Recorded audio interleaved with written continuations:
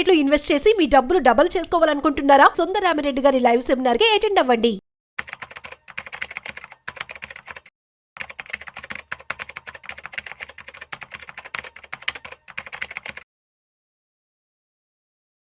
నమస్తే, welcome to Vishnu talks. నేను విష్ణు. ప్రస్తుతంతో పాటు certified financial planner doctor Bachchu Anil Kumar గారు ఉన్నారు. సార్తో మాట్లాడదాం. సార్ నమస్తే. సార్ అనిల్ గారు నమస్తే. విష్ణు గారు welcome to Vishnu talks. Anil గారు, ఇప్పుడున్న పరిస్థితుల్లో ఒక 40 సంవత్సరాలు వయసు ఉన్న ఒక వ్యక్తి ఒక ఫైనాన్షియల్ పోర్ట్ఫోలియో బిల్డ్ చేసుకోవాలి అంటే స్టాక్స్ కానీ, గోల్డ్ కానీ, మ్యూచువల్ ఫండ్ కానీ, రియల్ ఎస్టేట్ కానీ, ఇలా డిఫరెంట్ అవెన్యూస్ అన్నిటినీ కలిపి ఒక ఫైనాన్షియల్ పోర్ట్ఫోలియో బిల్డ్ చేసుకోవాలి అంటే ఎంతెంత ప్రపోర్షనేట్లో ఉండాలి అంటే ఎంతెంత పరిమాణంలో ఉండాలి అంటారు ఆ పోర్ట్ఫోలియోలో ఈ ఇన్వెస్ట్మెంట్ అవెన్యూస్ అన్ని కూడా? తప్పకుండా. సో ఇది చెప్పే ముందు ఏంటంటే ఒక కాంటెక్స్ట్ ఏంటంటే జనరల్గా మనం సెట్ చేద్దాము. ఇన్వెస్టర్స్కి ఏంటి అంటే యూజువల్లీ రీసెన్సీ బయాస్ ఎక్కువ ఉంటుంది. ఇప్పుడు ఈ సంవత్సరం మనం లాస్ట్ 1 year రిటర్న్స్ చూసుకున్నా, ఏమైనా చూసుకున్నా కానీ డిఫరెంట్ యాసెట్ క్లాసెస్ చూసుకుంటే ఈక్విటీస్ ఓన్లీ 5-6% కన్నా ఎక్కువ పెరగల. వేరాజ్ మెటల్స్ అనేవి ప్రపంచవ్యాప్తంగా బాగా పర్ఫామ్ చేశాయి. గోల్డ్ ఈ సంవత్సరం 25 ఇట్ సెల్ఫ్లో చూసుకుంటే 45% పెరిగింది. సిల్వర్ 54% పెరిగింది. సో ఈ సంవత్సరం రీసెన్సీ బయాస్ ఏం చెప్పుద్దంటే జనరల్గా ఎవరైతే ఫాలో అవుతారో హెవీగా అటువైపు ఇన్వెస్ట్ చేయండి, ఏదైతే రిటర్న్స్ ఇస్తుందో అనేది చెప్తుంది అనమాట. అండ్ ఈ ఈక్విటీ రిటర్న్స్ అనేది కూడా చూసుకుంటే ఇండియన్ మార్కెట్సే ఈ 5-6% దగ్గర స్టక్ అయ్యాయి. వేరాజ్ మీరు most of the other markets చూసుకుంటే 20 నుంచి 40, 50, కొన్ని ఏషియన్ మార్కెట్స్లో మన చైనా కానివ్వండి, హాంకాంగ్లో కానీ మీకు 60-70% కూడా లాస్ట్ 1 yearలో గ్రో అయ్యాయి. యుఎస్ మార్కెట్స్ లైఫ్ టైం హైలో ఉన్నాయి. సో ఇలాంటి పరిస్థితులు ఏంటంటే యావరేజ్ ఇన్వెస్టర్స్, నేను కలుస్తున్న ఇన్వెస్టర్స్ ఏంటంటే, సార్ మీరు ఈక్విటీ అంటారు, ఓన్లీ 4-5% ఇచ్చింది, నేను మొత్తం గోల్డ్లో పెట్టుకుంటాను, సిల్వర్ పెట్టుకుంటాను, తప్పేంటి అనే క్వశ్చన్ క్వైట్ కామన్గా వస్తూ ఉండేది అనమాట. ఎస్, ఏంటంటే అది తప్పేమీ లేదు. దెర్ ఇస్ నో, ఇక్కడ ఏదైనా సరే రైట్ రాంగ్ కాదు. ఇట్ ఈస్ అబౌట్ లాంగ్ టర్మ్లో ఏది పర్ఫామ్ చేసింది. అండ్ ఎప్పుడైనా సరే మనం చూస్తున్నప్పుడు దగ్గర ఉన్న దాని మీద మనకి ఎక్కువగా క్లారిటీ ఉంటుంది. బట్ హిస్టారికల్లీ చూసుకుంటే మాత్రం ఈక్విటీస్ మనకి 14-15% ఈజీగా ఇస్తున్నాయి. అండ్ వాటికి సైకిల్స్ అనేది వెరీ రేర్లీ ఉంటాయి. అంటే ఉన్న ఇమ్మీడియట్గా విత్ ఇన్ ఫ్యూ మంత్స్ నుంచి 1 year లోపల రికవర్ అవుతాయి. మెటల్స్ ఏంటంటే యూజువల్లీ ఎట్లా ఉంటుంది సైకిల్, ఒక ఫ్యూ ఇయర్స్ చాలా బాగా పర్ఫామ్ చేస్తాయి, ఆ తర్వాత ఒక 7-8 సంవత్సరాలు ఆగిపోతాయి. అట్లని చెప్పి గోల్డ్ ఉంటుందా, అలా ఉంటుందా అంటే చెప్పలేము. గోల్డ్, సిల్వర్ కాకపోతే ఏంటంటే ఇంత ప్రైస్ ఉన్నప్పుడు జనరల్గా ఏంటంటే కొత్తగా ప్రొడక్షన్ యూనిట్స్ చాలా వస్తూ ఉంటాయి, సిల్వర్లో ప్రాసెసింగ్లో కానివ్వండి, గోల్డ్ కూడా. అలాంటప్పుడు ఏంటంటే ఇంత గ్రోత్ ఫ్యూచర్లో వైబుల్ కాదు జనరల్గా. సో అలాంటి టైంలో ఒక 40 సంవత్సరాల వ్యక్తి ఈ కాంటెక్స్ట్ సెట్ చేసుకొని ఎలా ఉంచుకోవాలి, ఒక 10 లక్షల బిల్డ్ చేసుకుందాము అనుకుంటే, అది ఈక్విటీ కావచ్చు, డైరెక్ట్ ఆల్సో ఇండైరెక్ట్గా మ్యూచువల్ ఫండ్ ద్వారా చేసినా సరే ఎలా చేయొచ్చు అంటే, ఇప్పుడున్న పరిస్థితుల్లో మనం మామూలుగా ఏంటంటే 40 అన్నాం కాబట్టి ఒక 15-20% డెట్కి అలొకేట్ చేయమని చెప్తాం.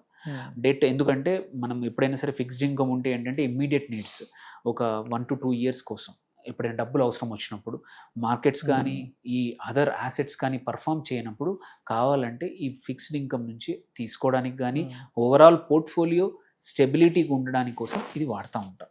సో ఇప్పుడు కూడా కొద్దిమంది ఏంటంటే 30-40% పెట్టచ్చు కదా, కాదు, ఇప్పుడున్న interest rates some of the highest. But going forward interest rates తగ్గే అవకాశాలు ఇప్పుడు ఎక్కువగా కనబడుతున్నాయి ఆర్బీఐ చెప్పిన ప్రకారం. సో అలాంటప్పుడు ఏంటంటే ఒక 15-20% మాత్రమే ఫిక్స్డ్ ఇన్కమ్లో పెట్టుకోవాలి. నెక్స్ట్ ఆబ్వియస్ క్వశ్చన్ ఏంటంటే గోల్డ్ సిల్వర్ ఓపిక ఉండదు, ఎందుకంటే రీసెంట్గా చాలా బాగా పర్ఫార్మ్ చేసింది అందరికీ. ఈ సంవత్సరంలోనే 45% ఇచ్చింది ఆల్మోస్ట్ లాస్ట్ 8-9 monthsకే. అండ్ అంతకుముందు ఇయర్ కూడా ఒక 40% పెరిగింది. 2022 నుంచి అసలు ఏం తగ్గట్లేదు గోల్డ్ అయితే. అందుకోసం ఏంటంటే అది అంటే ఆ ఫోమో అంటాం కదా, ఫియర్ ఆఫ్ మిస్సింగ్ అవుట్ అనేది అవ్వకుండా ఒక మామూలుగా అంటే ఒక 10%-15% అని చెప్తాము ఒక పోర్ట్ఫోలియోలో గోల్డ్ ఉండాలి, సిల్వర్ ఉండాలి. బట్ మెటల్స్ ద వే ఇప్పుడు పనిచేస్తున్నట్టు 20-25% పెంచుకోండి. సో 15-20% ఫిక్స్డ్ ఇన్కమ్, 20-25% మాత్రం సిల్వర్ కానీ గోల్డ్ కానీ పెట్టుకోవాలి. అందులో కూడా గోల్డ్ ప్రిడామినెంట్గా పెట్టుకొని సిల్వర్ కొంచెం తక్కువ పెట్టుకుంటే మంచిది. దో సిల్వర్కి ఏంటంటే సోర్సెస్ ఎక్కువ ఉన్నాయి అండ్ ఒకసారి సిల్వర్ ఇప్పటివరకు హిస్టారికలీ చూసుకుంటే ఒక డౌన్ సైడ్కి వెళ్తే 7-8 సంవత్సరాల వరకు ఒకటే రేంజ్లో ఆగిపోయింది. సో అట్లాంటి ఇష్యూ ఉన్నప్పుడు ఎక్కువగా సిల్వర్ మీద ఫోకస్ పెట్టకుండా మనం పెడుతున్న అమౌంట్లో 20-25% సిల్వర్లో పెడితే కొంచెం సిల్వర్ పెట్టుకోండి, ఎక్కువగా గోల్డ్ పెట్టుకోండి. దెన్ మిగిలిన 45 నుంచి 55% ఏదైతుందో అది ఈక్విటీ పెట్టుకోవాలి. అక్కడ కూడా ఏంటంటే ఈ ఎస్పెషలీ ఎవరైతే కొంచెం డైనమిక్గా, బికాజ్ ఇప్పుడు ఈ కాలంలో ఏంటంటే యాక్సెస్ ఒక క్లిక్ ఆఫ్ ద బటన్ యాప్స్లో యాక్సెస్ ఉంది కాబట్టి ఇక్కడ కూడా మోర్ కన్జంప్షన్ రిలేటెడ్, ఎస్పెషల్లీ మన జిఎస్టీ అనే కాదు, జనరల్గా మన ఇండియా అనేది కన్జంప్షన్ డ్రివెన్ ఎకానమీ కాబట్టి సో కన్జంప్షన్ రిలేటెడ్ కానీ ఆటో ఫోకస్డ్ ఉన్న స్టాక్స్ కానీ ఇట్లాంటి వాటిల్లో ఆ టెక్నాలజీ ఫోకస్ ఉన్న స్టాక్స్లో ఫ్యూచర్లో బాగా పర్ఫామ్ చేసే అవకాశాలని, పవర్ సెక్టర్ కానీ, సో ఇట్లాంటి వాటికి ఒక 50% ఆఫ్ ఈ 50% నుంచి అందులో పెట్టుకుంటే ఏంటంటే మీ పోర్ట్ఫోలియో అనేది గ్రోత్ వైపు ఉంటుంది. మిగిలిన దాన్ని కూడా లార్జ్ క్యాప్ ఒక 15% అంతే, 15-20% పెట్టుకొని mid and small cap, especially next decade అనేది లార్జ్ క్యాప్స్ కన్నా కూడా ఇండియన్ ఎకానమీ అండ్ ఈక్విటీ కూడా driven by mid and small caps. So అక్కడే మీరు చూస్తే అందుకే చాలా కంపెనీస్ ఎస్ఎంఈలోకి వస్తున్నాయి, అక్కడ నుంచి స్లోగా మైక్రో క్యాప్స్ అవుతాయి, మైక్రో నుంచి మిడ్ అవుతాయి, స్మాల్ అవుతాయి, మిడ్ క్యాప్ అవుతాయి. సో నెక్స్ట్ రెవల్యూషన్ అది అక్కడే జరగబోతుంది.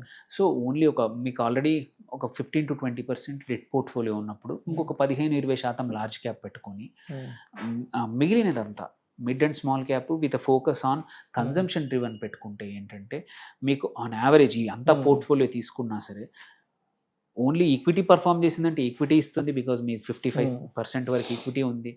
మెటల్స్ పర్ఫామ్ చేస్తే మెటల్స్ ఇస్తుంది, అండ్ ఫిక్స్డ్ ఇన్కమ్ జస్ట్ స్టేబుల్గా 7-8% రిటర్న్స్ ఇస్తుంది.